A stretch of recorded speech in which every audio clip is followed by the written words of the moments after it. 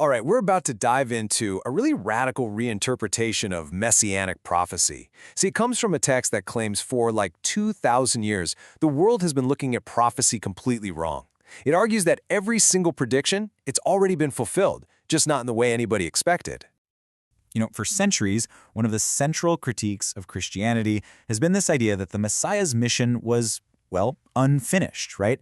The world is still at war, the temple in Jerusalem wasn't rebuilt, the Jewish exiles weren't all gathered. The source we're looking at today, it confronts that accusation head on. So this source we're looking at, it actually gives this traditional critique a name, the carnal accusation. And the idea is pretty simple, is that prophecies are just a literal earthly checklist. A physical kingdom, a stone temple, an end to all geopolitical conflict. But the argument we're going to unpack here, it claims that entire premise is just a total misreading of the text. Okay, so here's our game plan. We'll start with what's called the carnal accusation, then look at the spiritual lens this text proposes. From there, we'll tackle the temple, the exiles, and the kingdom, then move on to knowledge, peace, and justice, and wrap it all up with the final assertion. All right, section 1, the spiritual lens. So according to this source, you can't even begin to understand prophecy without the right tool. It's not about just reading the words on the page, it's about having the right lens to see their true spiritual meaning. And where do we find this lens? Well, kind of surprisingly, it's all in the story of Adam and Eve. So here's how the source frames it. Think of Adam and Eve. Adam, he represents the flesh, the physical, the earthly, the stuff that doesn't last. But Eve, she represents the spirit, our divine potential, that connection to something bigger. And this simple duality, this flesh versus spirit idea, this is presented as the master key to unlocking everything else. And this spiritual principle, it's then traced through some really key moments. For example, the source points to the barren wombs of Sarah and Elizabeth as proof that the true lineage was always meant to be spiritual, not just carnal. This whole old way of thinking, it culminates in John the Baptist. His water baptism is seen as the final cleansing ritual of the flesh. So when Jesus is baptized, it's not a cleansing at all. It's the inauguration of a brand new age of the Spirit. Okay, so with that spiritual lens firmly in place, let's actually apply it.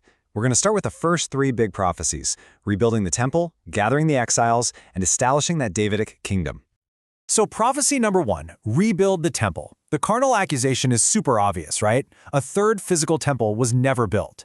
But through this spiritual lens, the source argues something wild. The destruction of the stone temple wasn't a failure, it was actually a prerequisite. It had to be torn down to make way for the real, spiritual temple, which it says is the body of believers.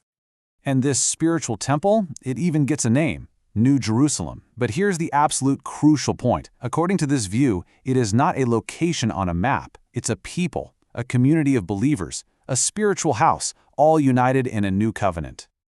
All right, next up, gathering the exiles. The carnal view, of course, expects a physical migration of people back to Israel. But the spiritual interpretation, it totally redefines exiles. An exile is anyone who is spiritually lost. So the gathering isn't geographic at all. It's a spiritual unification under a brand new banner, which the source calls the Israelite Accord. And that brings us to prophecy number 3, the Davidic kingdom. Forget about a geopolitical king on some physical throne. This interpretation frames the whole kingdom as a spiritual relationship. The relationship between the groom, which is Christ, and the bride, his believers. The king is a spiritual shepherd, and his throne isn't in some palace, it's built right in the heart of each believer. So what's the law of this kingdom? Is it some complex legal code? Nope. According to the source, it all boils down to one simple, personal, and incredibly powerful command: follow me. That's it. It's a call to just leave behind all those worldly systems and enter a purely spiritual allegiance. All right, let's tackle the final 3 prophecies: knowledge, peace, and justice. Now, these are maybe the most abstract ones, and I gotta tell you, the spiritual interpretations here they get genuinely counterintuitive.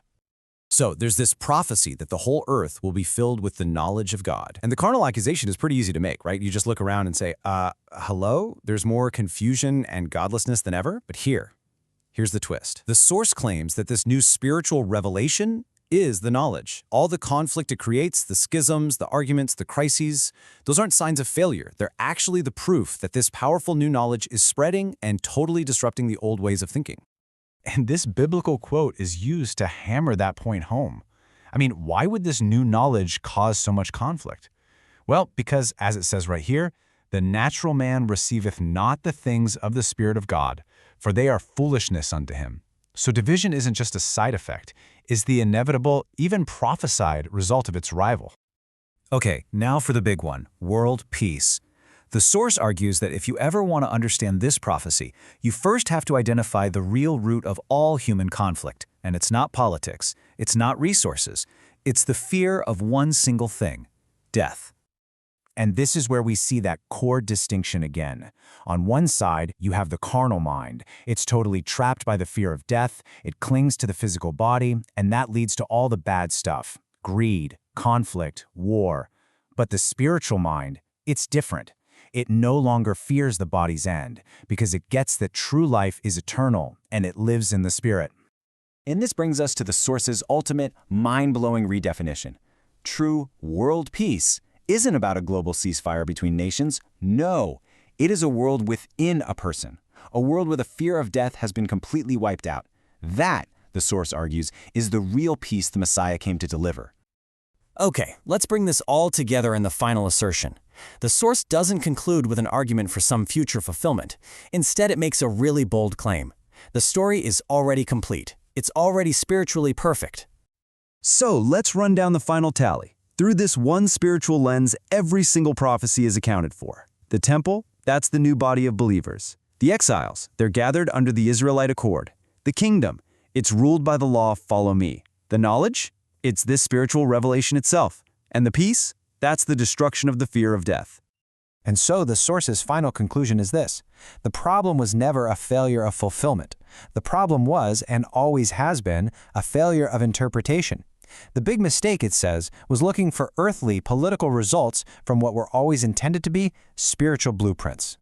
And that really leaves us with a final, pretty powerful thought. Regardless of whether you accept this specific interpretation or not, it raises a huge question about faith, about texts, and about understanding. It makes you wonder, what happens to a story we think we know so well when we suddenly look at it through a completely new lens?